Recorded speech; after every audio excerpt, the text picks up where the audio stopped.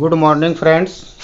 जैसा मैंने कल बताया था, आज आप पढ़ेंगे वर्णों का उच्चारण स्थान। आपने कल देखा केवल वर्ग का उच्चारण स्थान मैंने बताया था। आज आप पढ़ेंगे वर्णों का उच्चारण स्थान, जिसमें आप चाहे स्वर हो चाहे व्यंजन हो, जो 42 यानी कि 42 वर्ण जो आपके बताए गए हैं संस्कृत व्याकरण में पाणिनि सूत्र के अंतर्गत, तो उसके आधार पर आज आप देखेंगे वर्णों का उच्चारण स्थान प्रत्येक वर्ण का, चाहे वो स्वर हो वो चाहे व्यंजन हो। तो ध्यान से देखिएगा वीडियो, और जहाँ भी समझ में नहीं आए आप YouTube चैनल पर डिस्क्रिप्शन में यानी कि कमेंट बॉक्स में आप बता सकते हैं क्या समस्या है। किसी को भी कोई भी प्रश्न हो वहाँ पूछ सकते हैं। तो आइए सबसे पहले सूत्रों के आधार पर हम देखेंगे। ये सूत्र जो है बहुत ही जरूरी है, हर परीक्षाओं के लिए उपयोगी है ये उच्चारण स्थान। कोई भी कक्षा हो तो आप सूत्र बस याद कर लीजिए, सूत्रों के आधार पर ही आपको सभी वर्णों का उच्चारण स्थान हमेशा हमेशा के लिए याद हो जाएगा। तो आपको क्या करना, सबसे पहला सूत्र हम देखेंगे अकुह विसर्जनीय नाम कंठः। क्या देखेंगे? अकुह विसर्जनीय नाम कंठः। तो आपने देखा अकुह विसर्जनीय नाम कंठः, ये कंठ वर्ण है, कंठ से यहाँ कंठ से उच्चरित होने वाले वर्ण। तो सबसे पहले देखेंगे अकुह, आ ले लिया हमने, इसी से बड़ा आ भी उच्चरित हो रहा है, और चाहे आप पिलुत आ, छोटा आ भी, यानी ह्रस्व दीर्घ और पिलुत तीनों तरह के आ इससे उच्चरित होंगे कंठ में अकुह विसर्जनीय सूत्र से। इसके बाद अकुह, कु से हो गया का वर्ग, का वर्ग के पांचों वर्ण का, खा, गा, घा, इंगा, ये पांचों वर्ण जो आपके हैं वो आपके किस में आएंगे? कंठ में। इसके बाद हा, हा भी है आपका। इसके बाद विसर्जनीय नाम यानी कि विसर्ग जो है आपका, आहा जिसे हम बोलते हैं, अंग आहा वाला आहा, तो वो आपका किस में आएगा? कंठ में आएगा। ठीक है ना, क्लियर हो गया इतना। दूसरा सूत्र है इचु यसा नाम तालु। दूसरा सूत्र क्या है? इचु यसा नाम तालु। अब देखिए इचु, ई से ले लीजिए, छोटी ई बड़ी ई यानी कि ह्रस्व ई और दीर्घ ई। इसके बाद पिलुत ई भी इसी में होगी, और इसके बाद यसा नाम या ले लीजिए। अच्छा, इसके बाद देखिए थोड़ा, तो इचु, ई से छोटी बड़ी ई, इसके बाद चू से चा वर्ग, चू से क्या हो गया? चा वर्ग के पांचों वर्ण। जैसे इसमें का वर्ग के पांचों, इसी तरह से इसमें चा वर्ग के पांचों वर्ण, चा, छा, जा, झा, या कल पढ़ा है ना। इसके बाद देखेंगे हम इचु यसा, यसा, अब या ले लीजिए और सा ले लीजिए, आपका पूर्ण रूप से ये कंप्लीट हो गया। तालव्य वर्ण कौन कौन से हैं? छोटी ई, बड़ी ई और चा वर्ग और या और सा। इसके बाद अगले सूत्र पर आएंगे ऋतु रसानाम मूर्धा। क्या है आपका? ऋतु रसानाम मूर्धा। ऋतु, री से ले लेंगे हम ऋषि वाला। अच्छा, अब ऋषि वाला छोटा भी हो सकता है, और हो सकता क्या होता है, बड़ा भी हो सकता है, यानी ह्रस्व भी, दीर्घ भी और पिलुत भी। इसके बाद टू पे आइए, टू का मतलब हो गया टा वर्ग के पांचों वर्ण, टा, ठा, डा, ढा, रा। ठीक है, इसके बाद रा, रा बना दीजिए। इसके बाद आपका खटकोण वाला सा, जिसे मूर्धन्य सा भी बोला जाता है, या तो खटकोण वाला सा या मूर्धन्य सा। ठीक है ना। इसके बाद ये वाला भी सूत्र आपका कंप्लीट हो गया ऋतु रसानाम मूर्धा से। री, री, टावर के पांचों वर्ण, टावर का लिखा, इसका मतलब 5 वर्ण समाहित है इसमें। टाठा, जैसे का वर्ग में का, खा, गा, घा, चा वर्ग में चा, चा, जा, जा, यहाँ। ठीक है, इसी तरह टा वर्ग में टा, ठा, डा, ढा। इसके बाद आएंगे अगले सूत्र पर, चौथे नंबर पर लृतु लसानाम दंता। क्या लिखा है आपका? लृतु लसानाम दंता। लृतु, लिरी ले लीजिए। अच्छा, इसमें आप हमने पहले वीडियो में प्रथम दिन पढ़ाया था, ये आपका दीर्घ नहीं होता, लिर जो है वो दीर्घ नहीं होता है, पिलुत हो जाता है लेकिन दीर्घ नहीं होता, तो एक ही लेंगे हम। इसके बाद तू, तू का मतलब हो गया ता वर्ग, ता वर्ग का प्रत्येक वर्ण यानी कि 5 वर्ण सम्मिलित हैं इसमें, ता, था, दा, धा, न। इसके बाद ला ले लीजिएगा, ला, सा, सा ले लीजिए, दंती सा जिसे हम, या सपेरा वाला सा, जो भी आप कहते हो। ठीक है, तो लिर हो गया, तू से ता वर्ग हो गया, ला से ला हो गया और सा से सा हो गया लिरतु लसानाम दंता, ये दंती वर्ण हो गए। ठीक है, इतना क्लियर हो गया। इसके बाद उपपदमानिया नाम ओष्ठो, उपपदमानिया नाम ओष्ठो, तो उपु उ और बड़ा उ या फिर इसके साथ में आपका पिलोत उ भी हो जाएगा। इसके बाद उपु, पू से हो गया पा वर्ग, क्या हो गया पा वर्ग, पा वर्ग के पांचों वर्ण पा फा बा भा मा, ये पांचों वर्ण इसमें आएंगे पा वर्ग में। इसके बाद उ पू, ठीक है, इसके बाद पा वर्ग हो गया, क्लियर हो गया इतना।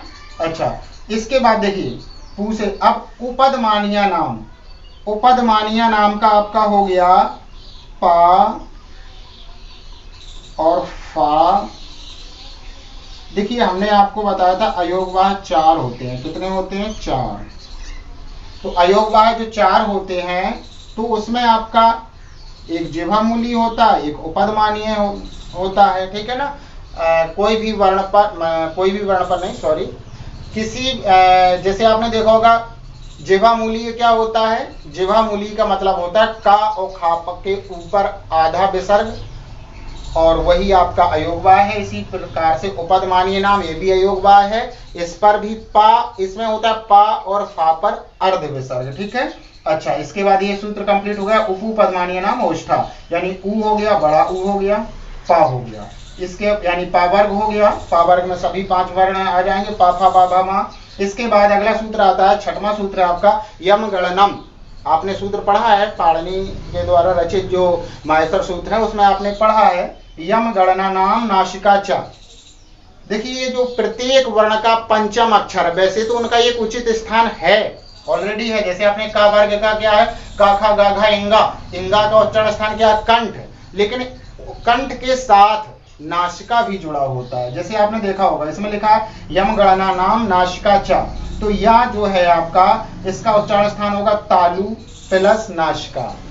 इसके बाद माँ का ओष्ठ प्लस नासिका, या इंगा का कंठ प्लस नासिका, ड़ा का मूर्धा प्लस नासिका और ना का अंत में दंत प्लस नासिका। यानी कि उनका जो मूल रूप से उच्चारण स्थान है, क्योंकि प्रत्येक वर्ग का एक उच्चारण स्थान है, इससे पिछले वीडियो हमने बताया था, प्रत्येक वर्ग का एक उच्चारण स्थान है, उसके साथ जो अंतिम 5वां वर्ण है, जिसे हम देखिए प्रत्येक वर्ग का पांचवा अक्षर को क्या कहते हैं हम, पंचमा अक्षर, उसका नाम क्या है पंचमा अक्षर। ऐसे भी क्वेश्चन आ जाता है कि निम्न ऐसे पंचमा अक्षर कौन है या पंचमा अक्षर कौन नहीं है, तो 5वां अक्षर वही है आपका, या मिल जाएगा, मा मिल जाएगा, इंगा मिल जाएगा, ड़ा मिल जाएगा, ना मिल जाएगा, ठीक है। तो इनका उच्चारण स्थान अपना मूल स्थान, उच्चारण स्थान प्लस नासिका और लगा दीजिए, कोई दिक्कत नहीं है इसमें। इसके बाद अगले सूत्र पर आएंगे, ए दैतो कंठ तालु, ए दैतो कंठ तालु, ए और आय का, किसका, ए और आय का उच्चारण स्थान क्या है आपका तालु, कंठ तालु। क्योंकि ये जो आपके 4 स्वर हैं, हम पिछली वीडियो में चर्चा कर चुके हैं कि ये मिश्रित या संयुक्त स्वर होते हैं, तो 2-2 वर्णों से मिलकर के बने हैं। कितने वर्णों से, 2-2, तो इसी वजह से उनका उच्चारण स्थान भी डबल होगा।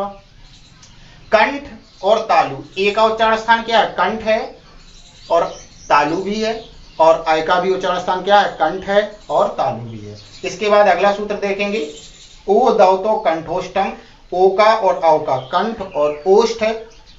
इसके बाद अगला है बकारस दंतोष्ठम, बकारस दंतोष्ठम, तो वह वकील का जो होता है आप पढ़ते हो, इसका उच्चारण स्थान होता है दंत और ओष्ठ है। इसके बाद जिह्वा मूलियस, अगला सूत्र है 10वां, जिह्वा मूलियस जिह्वा मूलम, यानी जिह्वा मूलियस जो अयोगवाह है का और खा, इसका उच्चारण स्थान जिह्वा मूल्य, यानी जिह्वा माने जीव, मूल का मतलब जड़, बिल्कुल जड़ से, जहां से जीव आपकी जुड़ी हुई है वहीं से निकलता है इनका उच्चारण। इसके बाद लास्ट में बचा आपका नासिका अनुस्वारस, क्या बचा है नासिका अनुस्वारस, और नासिका अनुस्वारस का मतलब अंग जिसे हम पढ़ते हैं, ठीक है ना, जो अनुस्वार है नासिका, उसका उच्चारण स्थान क्या है आपका नासिका, ठीक है। क्लियर हो गया इतना टॉपिक। इसके बाद एक नजर और डालेंगे। देखिए सबसे पहले हमने देखा, जो हमें सूत्र है वो याद रखना है। पहला सूत्र आपने देखा अकुह विसर्जनीनाम कंठा, इसके अंतर्गत आप वर्णों से निकाल लेना, आ से आ निकाल लेना, बड़ा आ निकाल लेना, कू से का वर्ग हो गया, और हा से हा हो गया, विसर्ग से विसर्ग। एक बार एक सूत्र में निकाल के देख लीजिए, आपको क्लियर हो जाएगा। इसके बाद दूसरा सूत्र था इचु यसानाम तालु। दूसरा सूत्र क्या था? इचु यसानाम तालु। तीसरा सूत्र था ऋतु रसानाम मूर्धा। क्या था? ऋतु रसानाम मूर्धा। इसके बाद चौथा सूत्र था लृतु लसानाम। क्या था? लृतु लसानाम दंतः।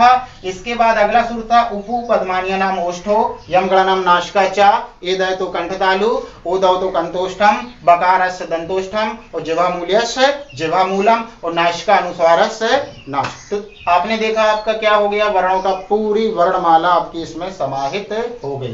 कभी इसकी भी चर्चा कर दूंगा कि इनका दो डबल दोहरा उच्चारण स्थान कैसे होता है, या ओ औ का कैसे होता है, या ए आई का कैसे होता है, क्योंकि आपने देखा होगा एक इन से मिलकर के बनता है छोटा आ,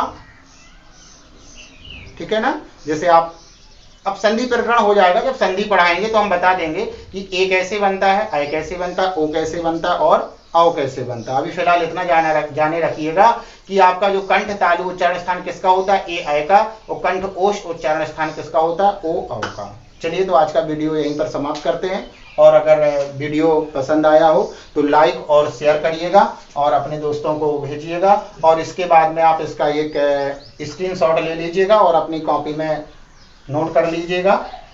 और इसी के साथ मैं वीडियो को समाप्त करता हूं। जय हिंद।